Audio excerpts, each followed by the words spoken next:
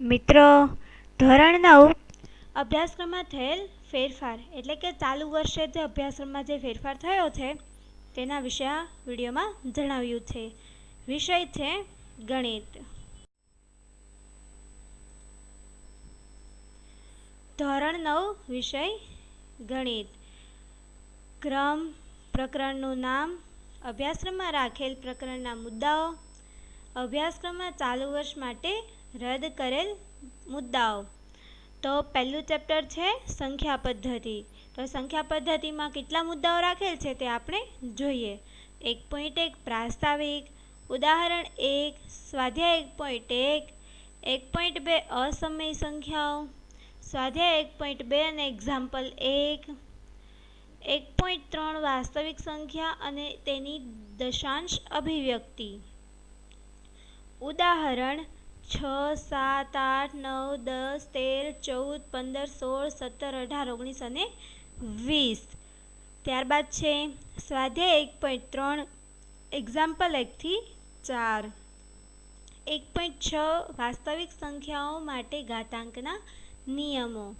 ઉદાહરણ 21, સ્વાધ્યાય 1.6.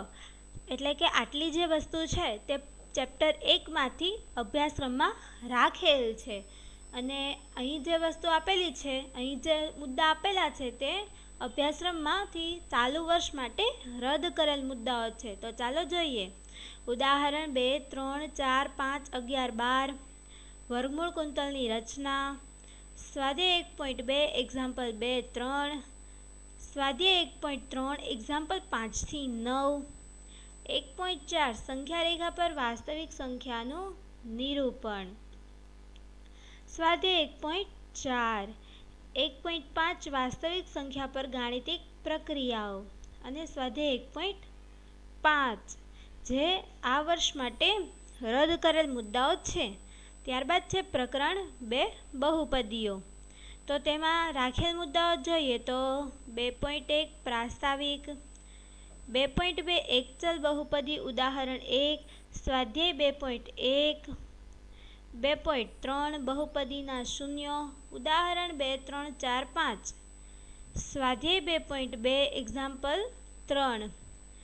2.4 શેષ પ્રમેય, ઉદાહરણ 9, 10, સ્વાધ્યાય 2.3. ત્યારબાદ છે 2.5 બહુપદીનું અવયવીકરણ, ઉદાહરણ 11, 12, 13, 14 અને 15. સ્વાધ્યાય 2.4, એક્ઝામ્પલ 1, 2, 3, 4. 2.6 બેઝિક નિત્યસમો અને ઉદાહરણ 16, 17, 18, 19, 20, 21, 22, 23, 24 અને 25.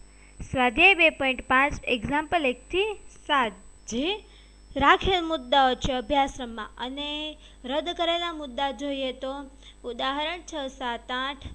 સ્વાધ્યાય 2.2, એક્ઝામ્પલ 1, 2, 3. નિત્યસમ 8 આધારિત દાખલા. સ્વાધ્યાય 2.4, એક્ઝામ્પલ 5. સ્વાધ્યાય 2.5, એક્ઝામ્પલ 8 થી 16 જે ચાલુ વર્ષ માટે રદ કરેલ મુદ્દાઓ છે. પ્રકરણ 3 યામ ભૂમિતિ. તેમાં સમગ્ર પ્રકરણ રાખેલ છે એટલે કે તેમાં કંઈ પણ બાદ કરવામાં આવ્યું નથી, તે સમગ્ર પ્રકરણ રાખેલ છે. ત્યારબાદ છે પ્રકરણ 4 દ્વિચલ સુરેખ સમીકરણો. 4.1 પ્રાસ્તાવિક, 4.2 સુરેખ સમીકરણો, ઉદાહરણ 1, 2, સ્વાધ્યાય 4.1. 4.3 સુરેખ સમીકરણોનો ઉકેલ, ઉદાહરણ 3, 4, સ્વાધ્યાય 4.2. 4.4 દ્વિચલ સુરેખ સમીકરણોનો આલેખ જે રાખેલ મુદ્દાઓ છે. અને રદ કરેલા મુદ્દાઓની વાત કરીએ તો 4.5 એક્સ અક્ષ અને વાય અક્ષને સમાંતર રેખાના સમીકરણો. સ્વાધ્યાય 4.3 અને સ્વાધ્યાય 4.4, ઉદાહરણ 5, 6, 7 અને 8 તે રદ કરેલા મુદ્દા છે અભ્યાસક્રમમાંથી. ત્યારબાદ છે પ્રકરણ 5 યુક્લિડની ભૂમિતિનો પરિચય. 5.1 પ્રાસ્તાવિક, સ્વાધ્યાય 5.1, એક્ઝામ્પલ 1, 2, 3. 5.2 યુક્લિડની વ્યાખ્યાઓ, પ્રમેયો અને પૂર્વધારણાઓ, ઉદાહરણ 1, 2 અને 3 જે અભ્યાસક્રમમાં રાખેલ મુદ્દાઓ છે. ત્યારબાદ છે 5.3 યુક્લિડની પાંચમી પૂર્વધારણાને સમકક્ષ વિધાનો. સ્વાધ્યાય 5.1 એક્ઝામ્પલ 4 થી 7. સ્વાધ્યાય 5.2 જે અભ્યાસક્રમમાંથી આ વર્ષ માટે રદ થયેલ મુદ્દાઓ છે. પ્રકરણ 6 રેખાઓ અને ખૂણાઓ.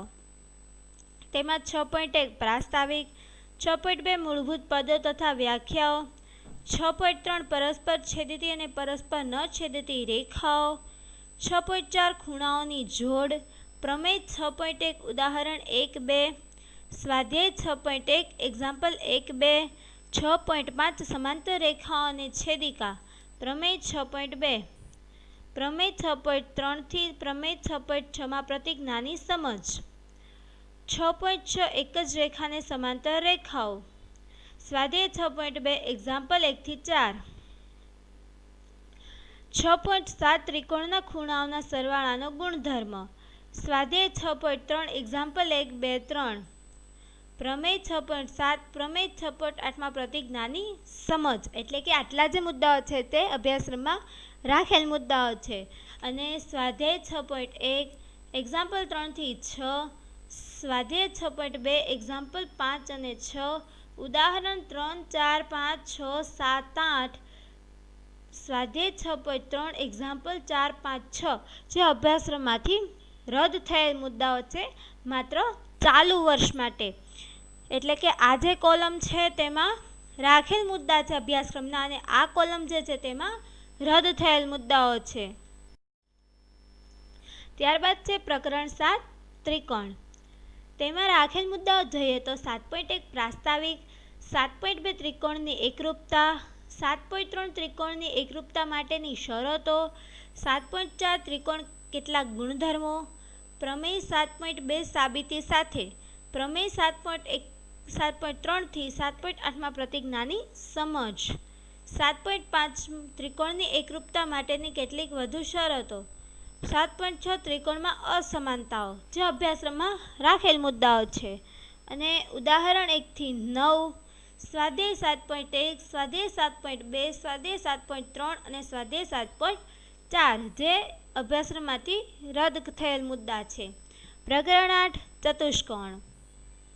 તેમાં અભ્યાસક્રમમાં રાખેલ મુદ્દાઓની વાત કરીએ તો 8.1 પ્રાસ્તાવિક, 8.2 ચતુષ્કોણના ખૂણાઓના સરવાળાનો ગુણધર્મ, 8.3 ચતુષ્કોણના પ્રકાર, 8.4 ચતુષ્કોણના ગુણધર્મો, પ્રમેય 8.1 સાબિતી સાથે, પ્રમેય 8.2 થી 8.10 માં પ્રતીક નાની સમજ, 8.5 ચતુષ્કોણ સમાંતર થાય તેની બીજી શરત, સ્વાધ્યાય 8.1 એક્ઝામ્પલ 1, 8.6 મધ્યબિંદુ પ્રમેય જે અભ્યાસક્રમમાં રાખેલ મુદ્દાઓ છે. અને ઉદાહરણ 1-8, સ્વાધ્યાય 8.1 એક્ઝામ્પલ 2-12, સ્વાધ્યાય 8.2 જે જે અભ્યાસક્રમમાંથી રદ થયેલ મુદ્દાઓ છે. ત્યારબાદ છે સમાંતર બાજુ ચતુષ્કોણ અને ત્રિકોણના ક્ષેત્રફળ. તો તેમાં અભ્યાસક્રમમાં રાખેલ મુદ્દાઓ જોઈએ તો 9.1 પ્રાસ્તાવિક, 9.2 એક જ પાયા ઉપર અને સમાંતર રેખાઓની વચ્ચેની આકૃતિઓ, પ્રમેય 9.1 થી 9.3 માં પ્રતીક નાની સમજ, 9.3 એક જ પાયા ઉપર અને સમાંતર રેખાઓની વચ્ચેના સમાંતર બાજુ ચતુષ્કોણ, 9.4 એક જ પાયા ઉપર અને સમાંતર રેખાઓની વચ્ચેના આવેલા ત્રિકોણ જે અભ્યાસક્રમમાં રાખેલ મુદ્દાઓ છે. અને અભ્યાસક્રમમાંથી રદ કરેલ મુદ્દા જોઈએ તો ઉદાહરણ 1-4, સ્વાધ્યાય 9.1, સ્વાધ્યાય 9.2 અને સ્વાધ્યાય 9.3 જે અભ્યાસક્રમમાંથી રદ થયેલ મુદ્દાઓ છે. ત્યારબાદ ચેપ્ટર 10 વર્તુળ. તો તેમાં અભ્યાસક્રમમાં રાખેલ મુદ્દા જોઈએ તો 10.1 પ્રાસ્તાવિક, સ્વાધ્યાય 10.1, ઉદાહરણ 3, 4, 5, પ્રમેય 10.1 થી 10.2 માં પ્રતીક નાની સમજ, 10.2 વર્તુળ અને સંબંધિત પદો, 10.3 જીવાએ કોઈ બિંદુએ આંતરેલો ખૂણો, 10.4 કેન્દ્રમાંથી જીવા પર દોરેલો લંબ, 10.5 3 બિંદુઓમાંથી વર્તુળ, સ્વાધ્યાય 10.4 એક્ઝામ્પલ 1, 5, 6, 10.6 સમાન જીવાઓ અને તેમનું કેન્દ્રથી અંતર, 10.7 વર્તુળના ચાપે આંતરેલો ખૂણો, 10.8 ચક્રીય ચતુષ્કોણ, સ્વાધ્યાય 10.5 અને એક્ઝામ્પલ 1, 2, 3 જે અભ્યાસક્રમમાં રાખેલ મુદ્દાઓ છે. અને ઉદાહરણ 1, 2, 6, સ્વાધ્યાય 10.2, સ્વાધ્યાય 10.3, સ્વાધ્યાય 10.4, એક્ઝામ્પલ 2 થી 4, સ્વાધ્યાય 10.5 અને એક્ઝામ્પલ 4 થી 12 જે અભ્યાસક્રમમાંથી રદ થયેલ મુદ્દાઓ છે. ત્યારબાદ પ્રકરણ 11 રચનાઓ. 11.1 પ્રાસ્તાવિક, 11.2 પાયાની રચનાઓ, રચના 11.1, 11.2 અને 11.3, સ્વાધ્યાય 11.1 જે અભ્યાસક્રમમાં રાખેલ મુદ્દાઓ છે. અને 11.3 ત્રિકોણની કેટલીક રચનાઓ, રચના 11.4, 11.5 અને 11.6, ઉદાહરણ 1 અને સ્વાધ્યાય 11.2 જે અભ્યાસક્રમમાંથી રદ થયેલ મુદ્દાઓ છે. ત્યારબાદ પ્રકરણ 12 હેરોનનું સૂત્ર. તેમાં 12.1 પ્રાસ્તાવિક, 12.2 ત્રિકોણનું ક્ષેત્રફળ હેરોનના સૂત્ર પરથી, ઉદાહરણ 1, 2, 3, સ્વાધ્યાય 12.1 જે અભ્યાસક્રમમાં રાખેલ મુદ્દાઓ છે. અને 12.3 ચતુષ્કોણના ક્ષેત્રફળ શોધવા હેરોનના સૂત્રનો ઉપયોગ, ઉદાહરણ 4, 5, 6 અને સ્વાધ્યાય 12.2 જે અભ્યાસક્રમમાંથી રદ થયેલ મુદ્દાઓ છે. ત્યારબાદ પ્રકરણ 3 પૃષ્ઠફળ અને ઘનફળ. તો તેમાં અભ્યાસક્રમમાં રાખેલ મુદ્દાઓની વાત કરીએ તો 13.1 પ્રાસ્તાવિક, 13.2 લંબઘન અને સમઘનના પૃષ્ઠફળ, ઉદાહરણ 1, 2 સ્વાધ્યાય 13.1 એક્ઝામ્પલ 1 થી 5, 13.3 લંબવૃત્તીય નળાકારનું પૃષ્ઠફળ, ઉદાહરણ 3 સ્વાધ્યાય 13.2 એક્ઝામ્પલ 1 થી 5, 13.4 લંબવૃત્તીય શંકુનું પૃષ્ઠફળ, ઉદાહરણ 4, 5, 6 સ્વાધ્યાય 13.3 એક્ઝામ્પલ 1 થી 5, 13.5 ગોલકનું પૃષ્ઠફળ, ઉદાહરણ 7, 8, 9, 10 સ્વાધ્યાય 13.4 એક્ઝામ્પલ 1 થી 5, 13.6 લંબઘનનું ઘનફળ, ઉદાહરણ 11, 12 સ્વાધ્યાય 13.5 એક્ઝામ્પલ 1 થી 5, 13.7 નળાકારનું ઘનફળ, ઉદાહરણ 13 અને 14 સ્વાધ્યાય 13.6 એક્ઝામ્પલ 1 થી 5,